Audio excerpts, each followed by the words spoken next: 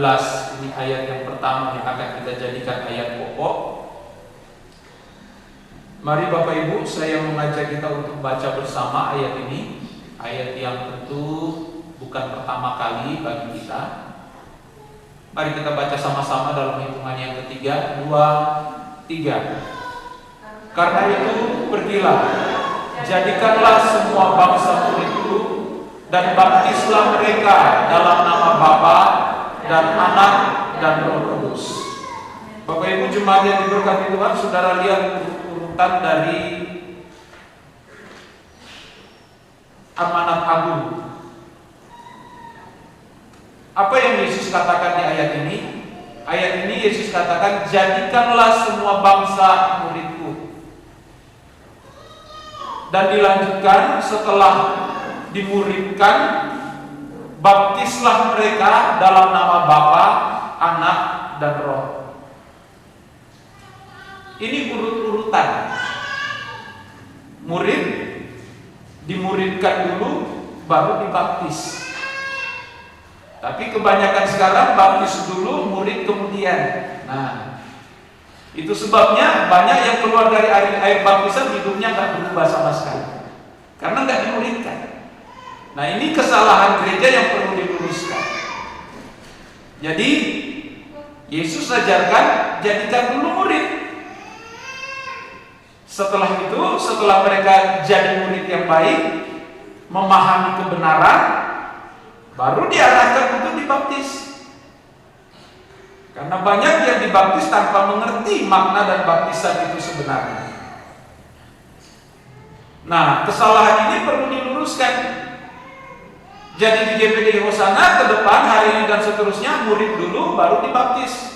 Jangan cepat-cepat minta dibaptis kalau belum jadi murid yang baik. Karena takutnya keluar dari air baptisan saudara tidak berubah, malah tambah bikin yang aneh-aneh. Nah, itu kan terjadi banyak terjadi di luar sana. Nah, Bapak Ibu, saudara perhatikan, saya mau hanya menggarisbawahi apa yang Yesus katakan kepada para murid ketika itu, jadikanlah semua bangsa muridku. Ini menarik buat kita bahas pagi hari ini.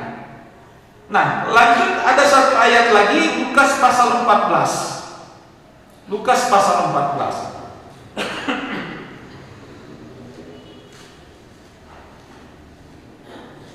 Saudara, Lukas pasal 14 ayat 26. Nah, saudara lihat ayat ini. Apa yang Yesus ajarkan dalam ayat ini? Ayat 26 Lukas pasal 14. Jikalau seorang datang kepadaku dan ia tidak membenci bapaknya, ibunya, istrinya, anak-anaknya, saudara-saudaranya laki-laki atau perempuan, bahkan nyawanya sendiri, apa Alkitab katakan? Tidak dapat menjadi muridku. Nah,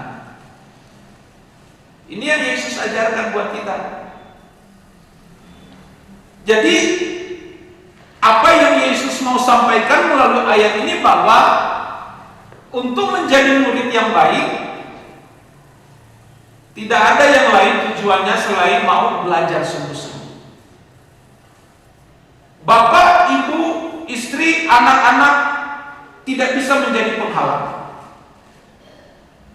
Bahkan nyawa sendiri, kalau mau jadi murid yang baik, harus memberi hidupnya untuk dimuridkan oleh Tuhan.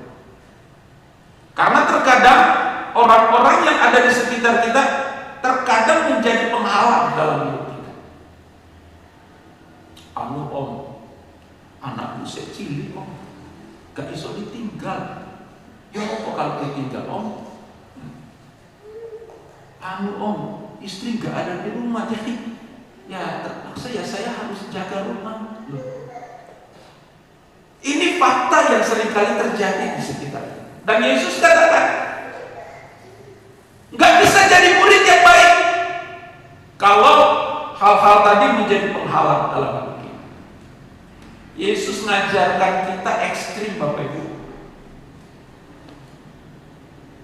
Ekstrim. Kalau saudara lihat ayat ini ekstrim. Di saat Yesus ngomong ayat ini, Itu murid-murid yang dengar sakit kepala semua. Orang-orang yang belajar ngikutin Yesus hari itu sakit kepala semua dengan perkataan Yesus seperti itu. Artinya bukan secara harafiah kita membenci ayah, bapak, ibu, istri, dan anak-anak, tapi ada pesan indah di dalam itu bahwa orang-orang di sekitar kita jangan jadikan itu penghalang kalau kita mau benar-benar mau dimuridkan oleh Tuhan. Nah, lanjut. Tidak berhenti di sini, lanjut lagi. Ayatnya yang ke-33. Masih dalam Lukas pasal 14. Ayat 33. Apa Yesus katakan di sana? Demikian pula tiap-tiap orang di antara kamu yang tidak melepaskan dirinya dari segala miliknya. Tangkap ya Bapak Ibu ya. Tiap-tiap orang di antara kamu yang tidak melepaskan dirinya dari segala miliknya tidak dapat menjadi muridku. Nah, coba saudara renungkan ayatnya. Saudara renungkan perkataan Tuhan. Untuk jadi murid ternyata nggak mudah. Untuk jadi murid nggak gampang. Ayat ini mau jadi murid yang baik, kita nggak bisa terikat dengan apapun yang menjadi milik kita. Kita harus rela tanggalkan itu untuk mau dimuridkan oleh Tuhan. Tanggalkan bukan berarti saudara taruh di jalan, ditanggalkan di jalan biar orang bilang itu salah. Saya nggak ngajak gitu. Artinya bahwa jangan terikat dengan apapun kalau mau dimuridkan atau menjadi murid Tuhan yang baik. Ekstrim kan Yesus ngajar. Beda dengan ajaran gereja-gereja hari ini yang menyinabobokan banyak jemaat. Kalau mau jadi murid yang penting datang isi absen di gereja selesai pulang, amin. Yesus tidak ngomong begitu loh. Bapak, mama, anak, istri, suami, bahkan nyawa itu jangan jadikan penghalang untuk mau dimuridkan. Karena Yesus katakan dalam amanat agungnya, jadikanlah semua bangsa muridku. Penting loh ini. Karena kita mengabaikan ini. Karena kita mengabaikan amanat agung Tuhan Yesus. Tidak ada yang dapat menghalangi kita. Apapun itu, tanggalkan kalau mau dimuridkan oleh Tuhan. Jadi murid ini nggak mudah. Kalau zaman saya murid, zaman sekala saya SD, kalau sekarang mungkin jarang ya. Ada beberapa guru tuh yang terkenal, istilahnya sangar, killer gitu. Dia lewat aja murid langsung diam. Tapi sekarang beda. Mau guru sudah di depan kelas, murid-murid masih pada ngobrol di belakang. Nah, beda zamannya. Nah, Bapak Ibu jemaat diberkati Tuhan, kita lanjut lagi. Masih ada beberapa ayat sebelum saya masuk untuk bahas topik yang saya sudah siapkan. Injil Yohanes sekarang. Saya tadi katakan saya siapkan banyak ayat buat kita. Yohanes pasal 8.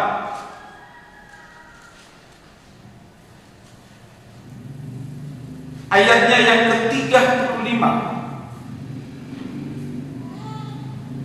Apa Yesus katakan di sana? Dengan demikian, ulangi, Yohanes pasal 8, Yohanes pasal 13. Yohanes 13 dulu, ayat 35. Baru nanti kita balik ke Yohanes pasal 8. Yohanes pasal 13, ayat 35.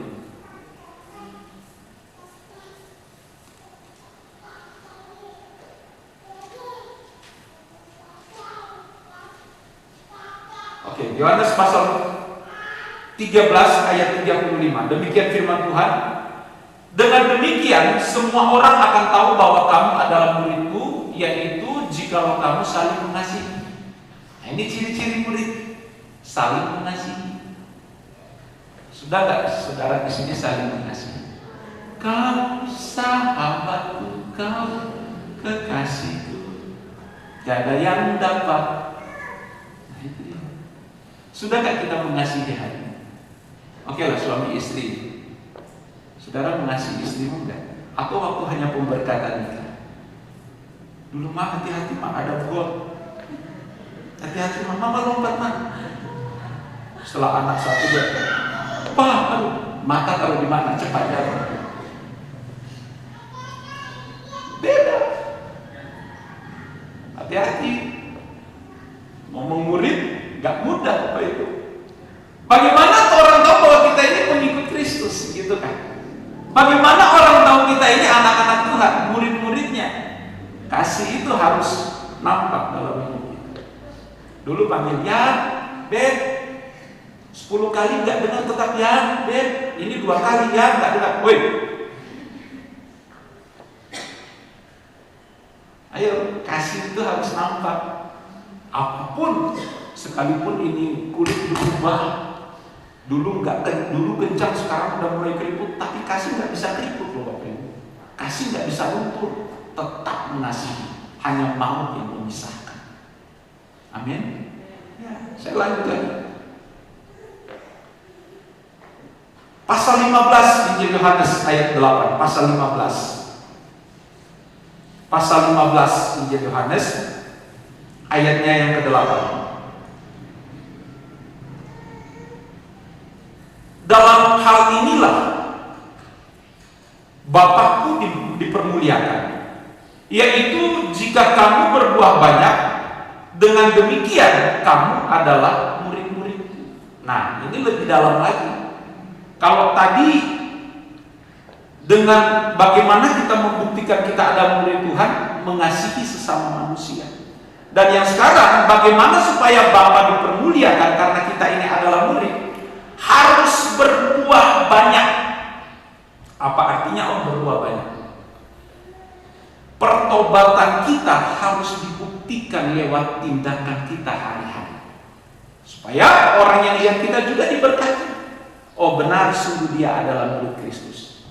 Karena banyak orang Kristen hidup di luar, tidak seperti apa yang Yesus ajarkan. Karakternya tidak seperti yang Yesus ajarkan, sehingga sulit kita memenangkan jiwa. Kenapa? Karena kita nggak menjadi buah yang mereka bisa nikmati.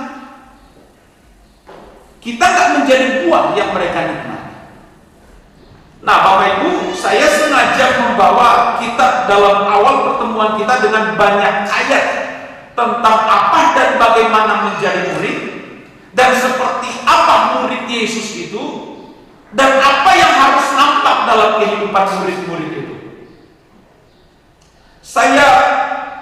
Saya berharap bahwa ayat-ayat yang tadi saya sampaikan dapat mulai membawa pikiran kita, pemahaman kita tentang bagaimana menjadi murid Yesus. Nah, dari ayat-ayat yang banyak tadi yang saya sampaikan, saya membuat suatu kesimpulan untuk menjadi murid Yesus. Kita harus bersedia untuk menyerahkan diri kita sepenuhnya untuk dimuridkan oleh Tuhan. Kesediaan kita untuk menyerahkan diri. Kalau tidak ada hal ini, sulit kita untuk dapat dimuridkan dengan baik. Kesediaan untuk menyerahkan diri ini menuntut keberanian dalam kehidupan kita, menuntut keseriusan dalam kehidupan kita. Apapun resiko, apapun tantangan, tidak menjadi halangan. Aku mau dimuridkan. Itu kesediaan untuk menyerahkan diri. Sebab tanpa kesediaan untuk menyerahkan diri, susah kita untuk dimuridkan. Apalagi masih banyak terikat dengan hal-hal yang ada di sekitar kita. Jangan jadikan banyak hal yang ada di sekitar kita itu sebagai yang mengikat hidup kita, sehingga kita nggak bisa melihat kemuliaan Tuhan itu nyata bagi kita. Nah, saya selalu katakan, saudara jangan hanya jadi orang kaya, tapi harus sangat kaya. Tapi jangan terikat. Saudara silakan menikmati alam ciptaan yang Tuhan buat sampai hari ini kita lihat. Tapi jangan duniawi, itu maksud saya. Jangan sampai hal-hal itu menjadi penghalang untuk kita mau dimuridkan. Karena butuh keseriusan kalau mau jadi murid Tuhan, kesediaan untuk menyerahkan diri total agar supaya Tuhan dapat menggarap hidup kita. Kalau tidak, sulit kita. Tidak bisa mungkin untuk jadi murid yang baik. Nah, Bapak Ibu jemaat yang diberkati Tuhan, tadi Tadi saya katakan kita harus punya keberanian, bersedia untuk menyerahkan diri total untuk kita mau dimudahkan, diproses oleh Tuhan. Artinya untuk kita menjadi dewasa dan akhirnya menjadi sempurna, itu komitmen itu harus ada dalam kehidupan kita. Tanpa komitmen untuk melepaskan segala sesuatu yang mengikat kita nggak mungkin bisa melihat campur tangan Tuhan dan kemuliaan Tuhan dalam hidup kita.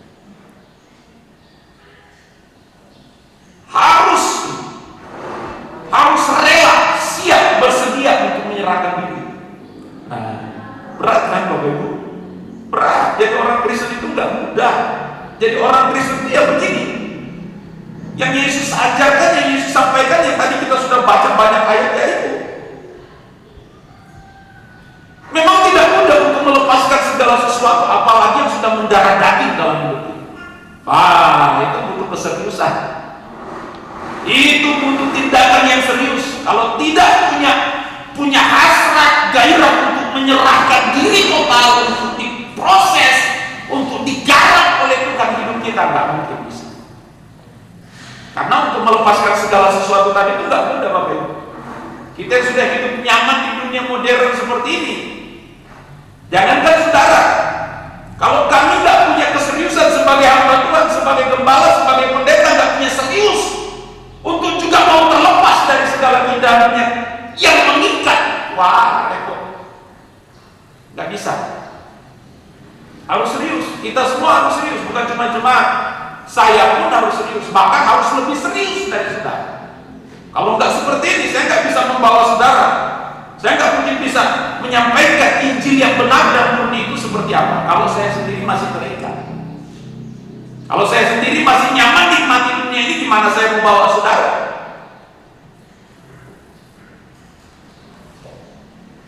Jadi Bapak Ibu, kalau kita melihat pengalaman perjalanan banyak kehidupan anak Tuhan, ketika seseorang tidak melakukan atau tidak berkomitmen untuk melepaskan segala sesuatu, ia tidak mungkin dapat mengalami proses pendewasaan secara benar di dalam Tuhan. Susah, nggak mungkin. Tidak akan mungkin. Kalau memang orang itu tidak mau sungguh-sungguh untuk melepaskan segala sesuatu, tidak mau sungguh-sungguh untuk masuk dalam penggarapan Tuhan, susah dia untuk menuju pendewasaan, apalagi sempurna seperti Kristus. Berat ini. Berat. Jadi kita harus bersedia untuk menyerahkan diri, Bapak Ibu. Kalau tidak, sepanjang hidup kita berjalan di dunia ini tidak akan tenang. Kenapa saya berani katakan itu? Saya punya pengalaman, Bapak Ibu. Saya mantan narapidana. Satu saat ada teman sebelah kamar kami melarikan diri. 2 orang melarikan diri. Waktu itu saya sudah masuk proses tahap asimilasi dan saya berkelakuan baik, puji Tuhan, narapidana berkelakuan baik. Haleluya. Jadi diharapkan seperti itu semua. Saya dengan beberapa teman narapidana, kami dipercayakan oleh kepala lembaga masyarakatan untuk ikut rombongan petugas lapas untuk cari yang lari, 2 orang. Singkat cerita, yang satu menyerahkan diri, yang satu tetap bersembunyi di kebun keluarga mereka. Lumayan jauh dari kota itu ke hutan, ke kebun itu lumayan jauh. Kami tidur semalam di hutan untuk cari tahu dia ada di situ supaya digerebek. Singkat cerita, setelah akhirnya 2 orang ini ketangkap, dimasukkan ke sel isolasi. Nah, karena yang satu yang menyerahkan diri dia cuma seminggu, yang satunya 2 minggu. Nah, yang seminggu ini keluar ngomong panjang lebar. Terus ditanya, selama kamu dalam masa pelarian, apa yang kamu alami?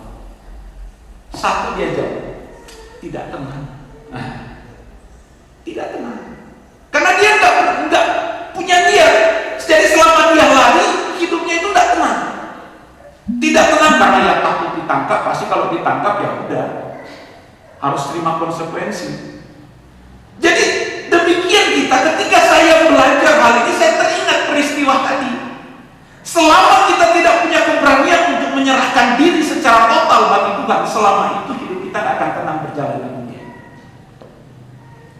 Tapi kalau kita berani menyerahkan diri, Tuhan ini aku, garap aku, proses aku, kita tidak akan takut menghadapi aku. Karena aku percaya Allah turut bekerja dalam segala sesuatu untuk mendatangkan kebaikan karena kita mengasihi Dia.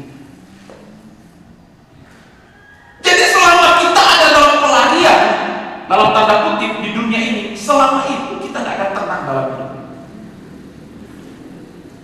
Sebanyak apapun harta saudara pergi pesiar sana, pesiar sini, selama saudara dibuat Tuhan, hidupmu tidak akan tenang.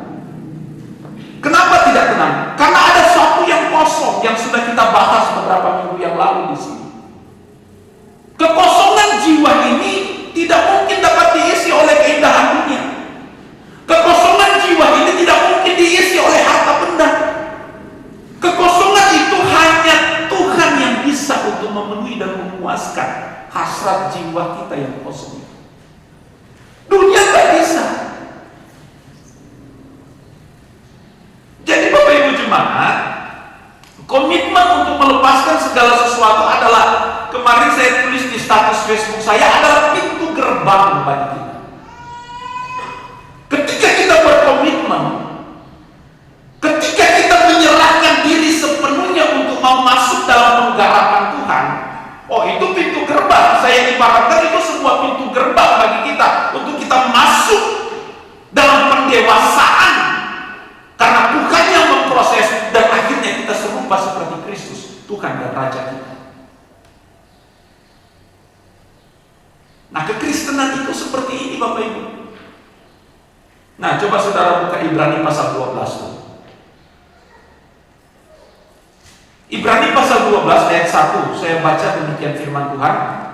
Karena kita mempunyai banyak saksi bagaikan awan yang mengelilingi kita. Marilah kita menanggalkan semua beban dan dosa yang begitu merintangi kita dan berlomba dengan tekun dalam perlombaan yang diwajibkan bagi kita. Kita nggak mungkin berlomba dengan baik kalau masih ada beban dan dosa. Beban di sini adalah segala keterikatan dunia yang melekat dalam hidup kita. Dalam teks aslinya seperti itu. Beban di sini bukan sekarung beras yang kita pikul dan kita lari, enggak. Tetapi secara semua hal yang mengikat hidup kita, semua hal yang masih lengket dan sulit untuk kita tanggalkan, itulah beban. Nah, kita katakan kalau kita nggak bisa menanggalkan beban itu, kita nggak mungkin berlomba dengan baik dan teguh. Dan saudara kalau lihat dalam teks asli Ibrani 12 ayat 1 ini, perlombaan yang diwajibkan itu dalam teks bahasa Indonesia seperti ini kan, perlombaan yang diwajibkan. Tapi dalam teks asli perlombaan yang disediakan, yang memang disediakan Tuhan untuk kita ada dalam perlombaan itu. Jadi mau nggak mau kita harus ada di dalam perlombaan.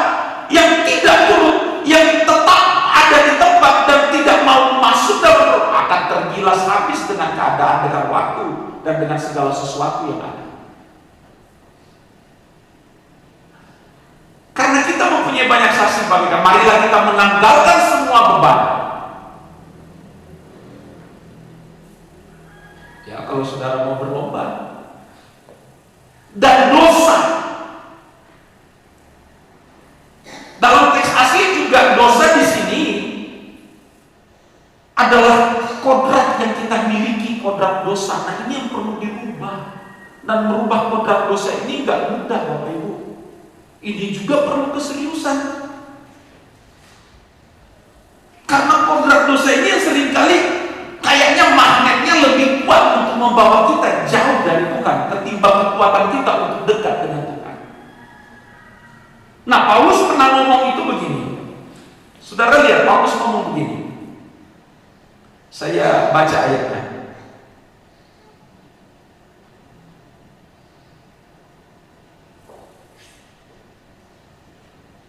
Nah, Paulus ini dalam Roma pasal 7. Coba saudara buka surat Paulus ini, Roma pasal 7. Roma pasal 7 ayatnya yang ke-25.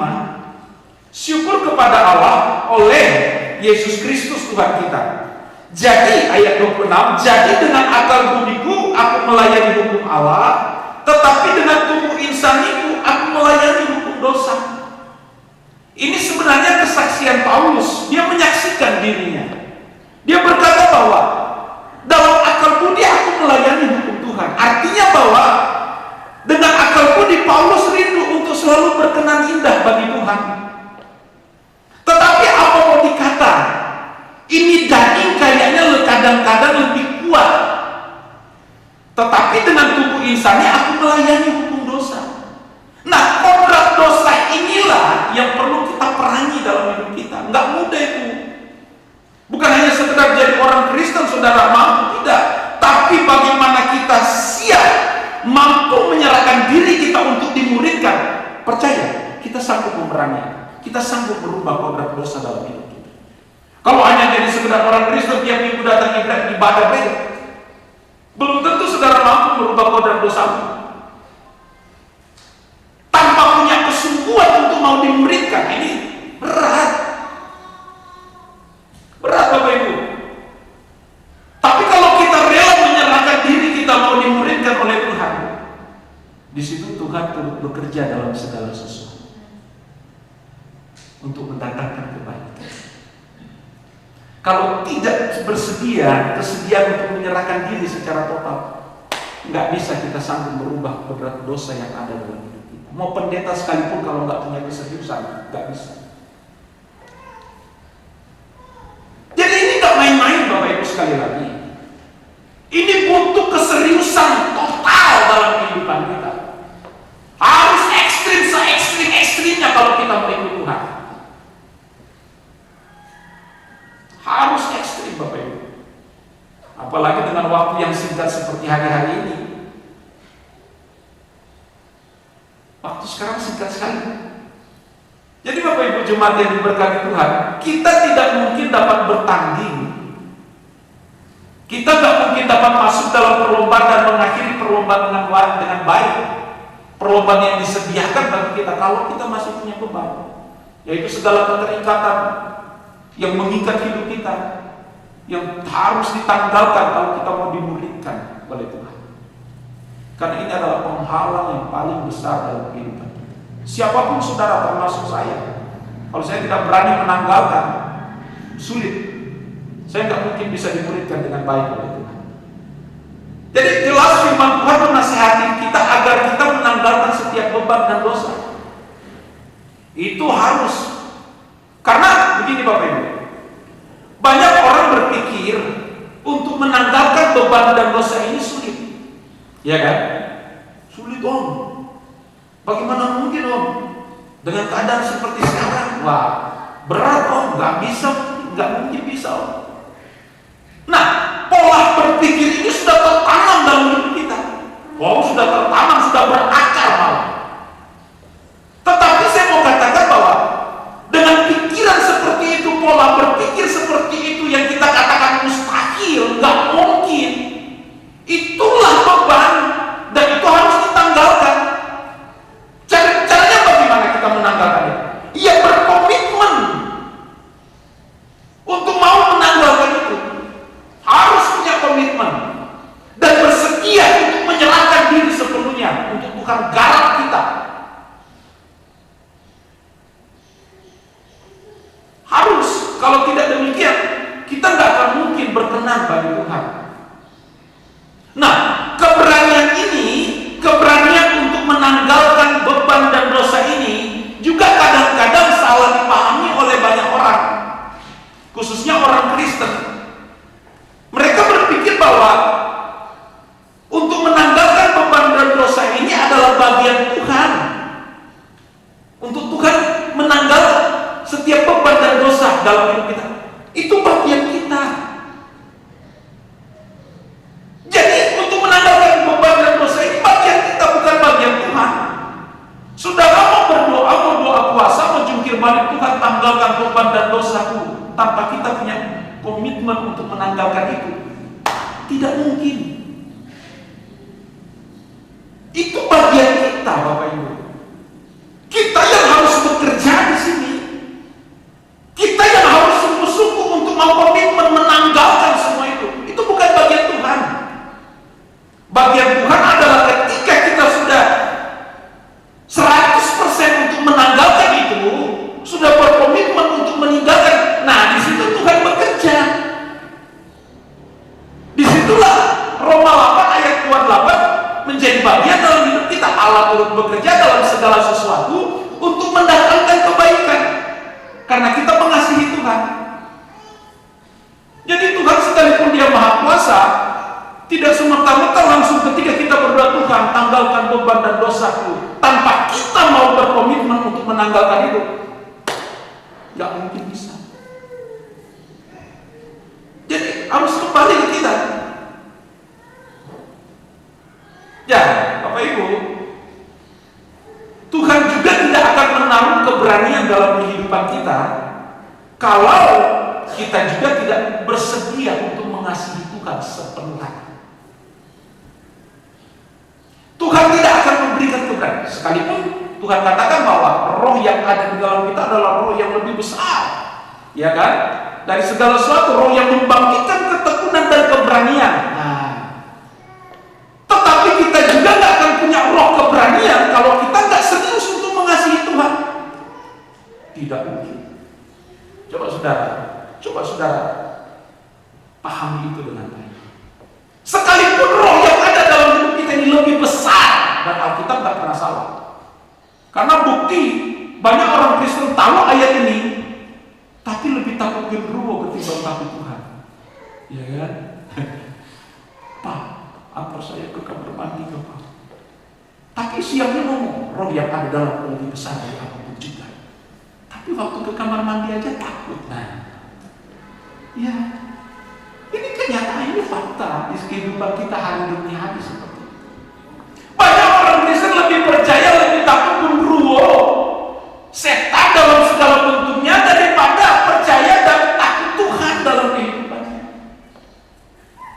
Jadi sekali lagi, sekalipun roh yang lebih besar itu ada dalam hidup kita, itu tidak akan bermanifestasi kalau kita juga tidak mau mencintai, mengasihi Tuhan dengan serius. Tidak mungkin. Jadi Bapak Ibu, orang yang berani berkomitmen walaupun belum melakukannya, jadi komitmen aja dulu lah. Komitmen aja dulu. Soal bagaimana kita memenuhi komitmen itu campur tangan Tuhan akan ada di dalamnya. Asal kita komitmen dulu. Tuhan, aku mau tanggalkan. Aku mau tidak terikat dengan apapun juga Tuhan. Aku mau mengasihi Tuhan. Yang penting komit dulu. Soal nanti bagaimana kita memenuhi komitmen itu akan Tuhan buat kita mampu menghadapi itu, melakukan segala sesuatu. Sebab tanpa komitmen kita nggak mungkin bisa diubahkan dan diberikan oleh Tuhan. Jadi berkomitmen dulu dalam kehidupan pribadi, komit dulu. Nah, saya punya pengalaman soal ini. Saya perokok berat dulu Bapak Ibu. Saya perokok berat. Saya punya rokok itu Marlboro di Samsung. Saya ngomong apa deh? Kalau saya lagi bawa mobil, saya rokok di Samsung. Karena itu kan biar angin lama habis. Tapi kalau Marlboro angin lewat sekali terbang habis itu. Saya punya komitmen. Tuhan, aku mau berhenti sampai hari ini. Yang penting komit dulu. Bagaimana ketika kita mau menghadapi tantangan, itu nanti Tuhan yang turut kerja di dalamnya. Yang penting komit dulu. Tanpa komitmen nggak mungkin kita bisa menanggalkan itu semua. Sehebat apapun kita, tanpa berkomitmen kita nggak mungkin bisa menanggalkan. Jadi orang yang mengasihi Tuhan akan mengalami pengganapan Tuhan. Kalau kita mengasihi Tuhan sungguh-sungguh, kita berkomitmen sungguh-sungguh, aku menanggalkan segala sesuatu, Tuhan turut campur tangan. Masa akan Dia mengingkari firman-Nya bahwa Dia akan turut bekerja dalam segala sesuatu untuk mendatangkan kebaikan? Karena kita mengasihi Dia dengan sungguh, karena kita mau komit, kita mau bersedia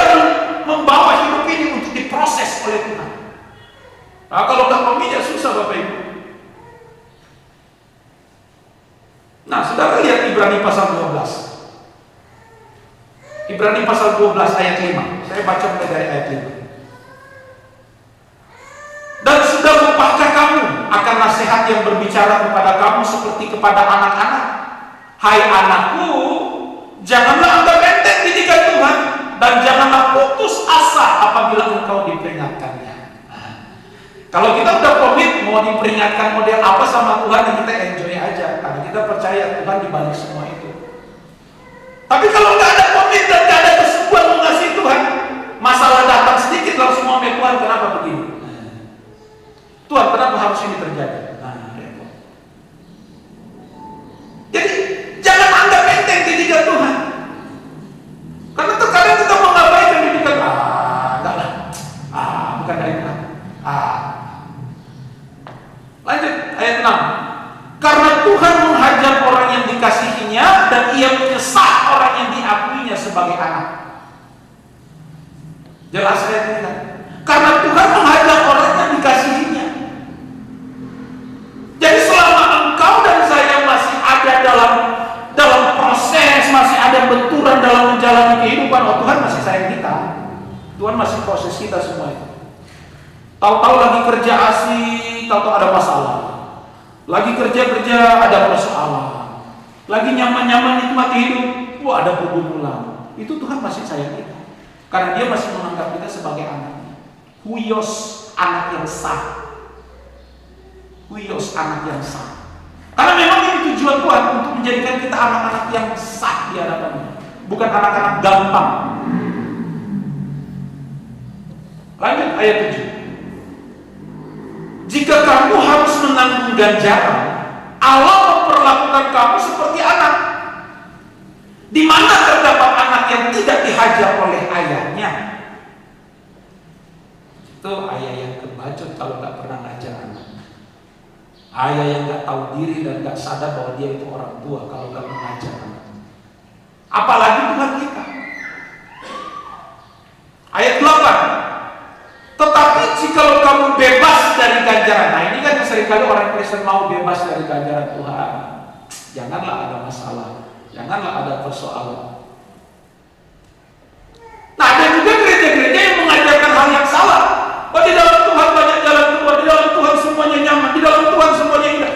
Loh, ini Tuhan ngomong, bagi mereka yang aku kasih, aku hajar.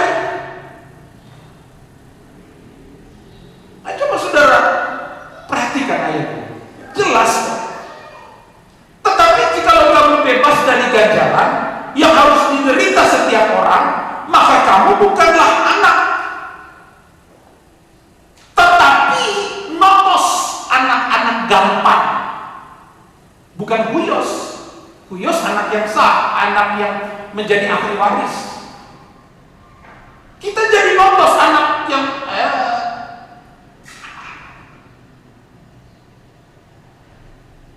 ayat 9. Selanjutnya, dari ayah kita yang sebenarnya kita beroleh ganjaran dari ayah jasmani, kita diajar oleh orang tua jasmani kita, dan mereka kita hormati. Kalau demikian, bukankah kita harus lebih taat kepada Bapa segala roh, sebab kita boleh hidup, supaya kita boleh hidup. Nah, Bapak Ibu, saya bawa saudara untuk memahami ini. Kalau kita nggak punya kesediaan untuk menyerah total, sulit kita untuk diberikan, sulit kita untuk mengerti kehendak Tuhan. Ayat 10. Sebab mereka mendidik kita dalam waktu yang pendek, sesuai dengan apa yang mereka anggap baik. Itu kalau orang tua jasmani kita di bumi.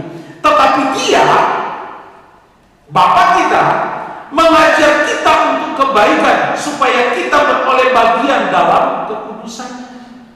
Kuduslah kamu sebab aku kudus, kata Tuhan.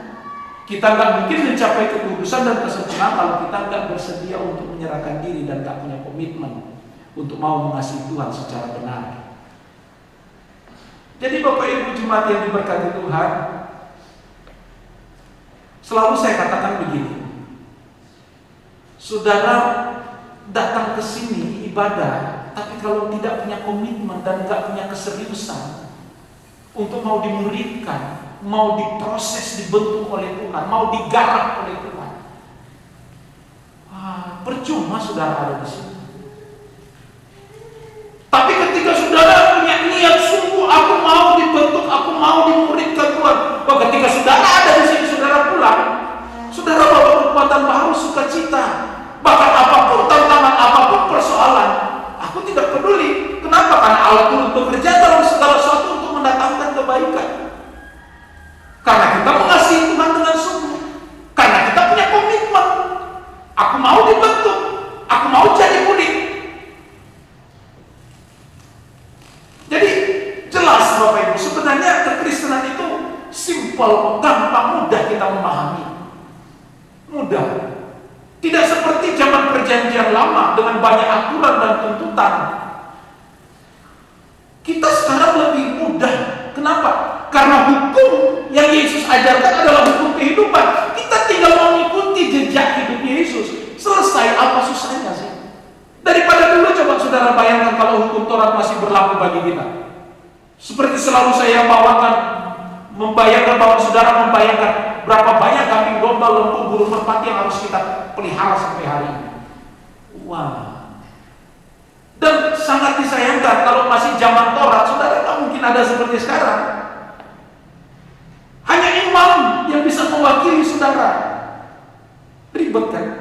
Nah, puji Tuhan kita ada dalam zaman kasih karunia, hukum kehidupan, sekolah kehidupan yang Yesus ajarkan dalam kehidupan kita itu. Kita tinggal ngikutin kok bagaimana Yesus hidup. Jadi Bapak Ibu, itu sebabnya dalam Roma 8 ayat 12, Paulus katakan begini, Roma pasal 8 ayatnya yang ke-12. Roma pasal 8 ayat 12. Jadi, saudara-saudara, kita adalah orang berhutang, tetapi bukan kepada daging supaya kita hidup menurut daging.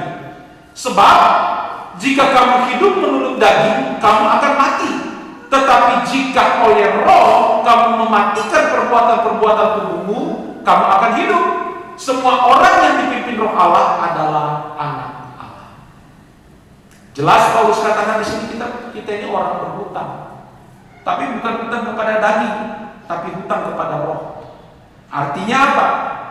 Karena kita sudah ditebus oleh darah Tuhan, maka kita harus hidup seturut kehendaknya.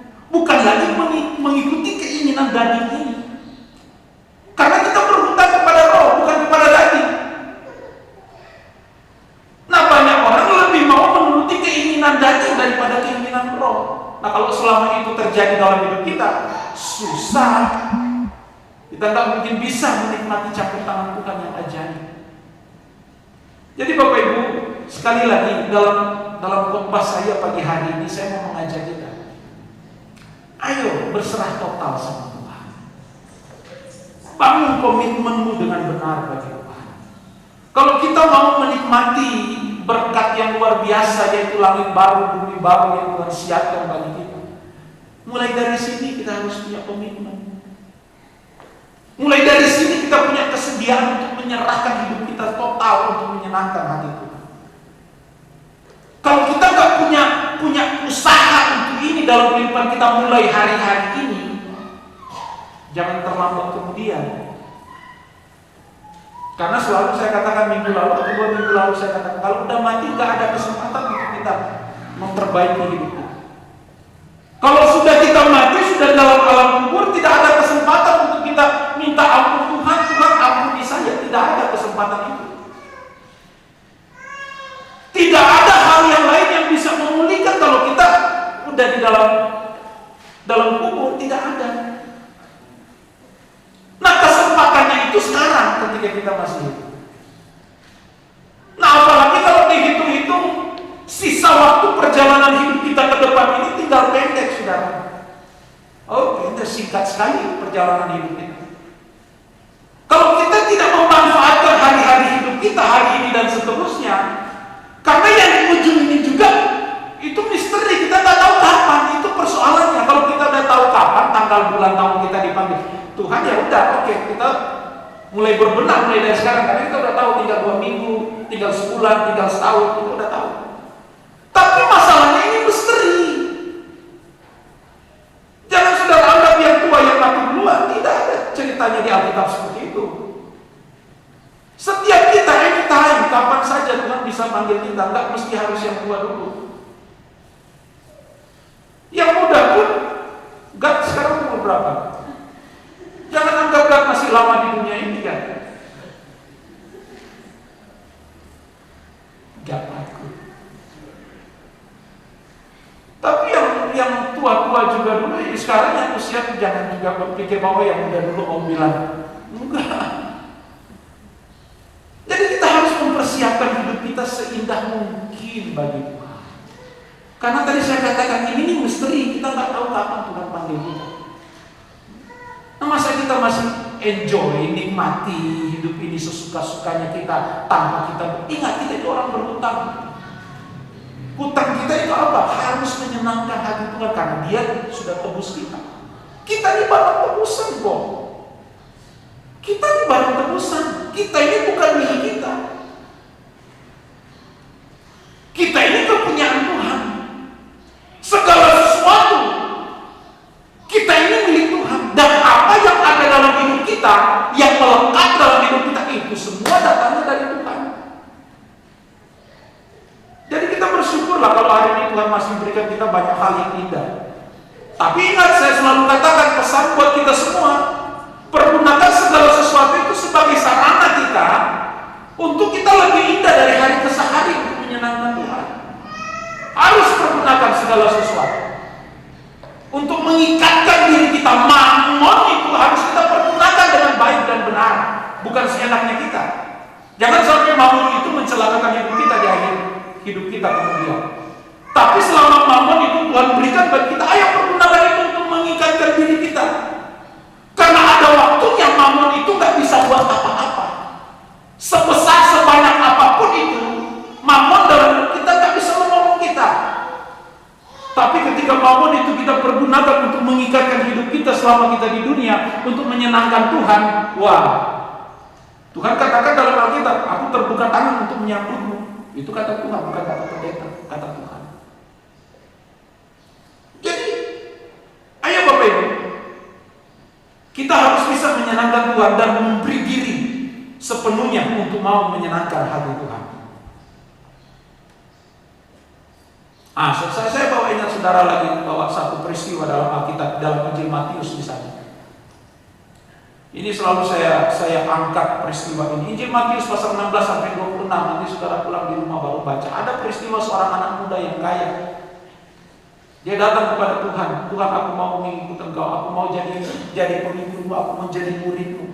Tuhan katakan, lakukanlah hukum. Anak muda yang kaya ini ngomong, semua sudah Tuhan, semua aku sudah lakukan. Tidak ada sesuatu pun yang tidak aku lakukan. Oke, kalau begitu, pulang, pergi dan jualah segala milikmu dan ikut aku. Orang muda ini pulang dan gigit jari, tidak balik-balik, kata Alkitab. Kenapa? Karena dia tidak rela untuk menanggalkan segala sesuatu yang dia miliki.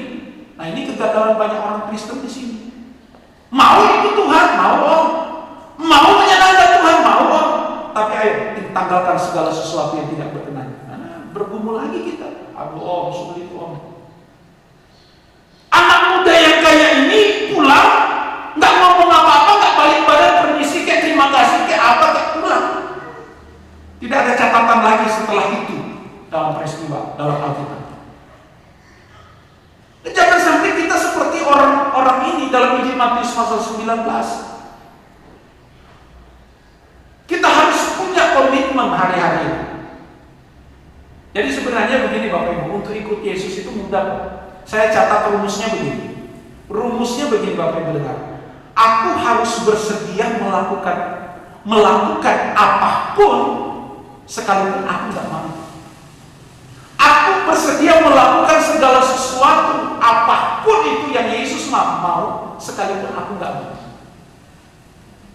Ini rumusnya, sederhana. Mau jadi murid? Ya ini rumusnya. Aku mau melakukan segala sesuatu sekalipun itu di luar batas kemampuan, asalkan bersama Tuhan aku catat menanggung segala perkara. Kalau kita nggak punya kesediaan begini, susah. Tidak mungkin. Tidak mungkin. Nah, saya hari-hari ini jadi belajar juga.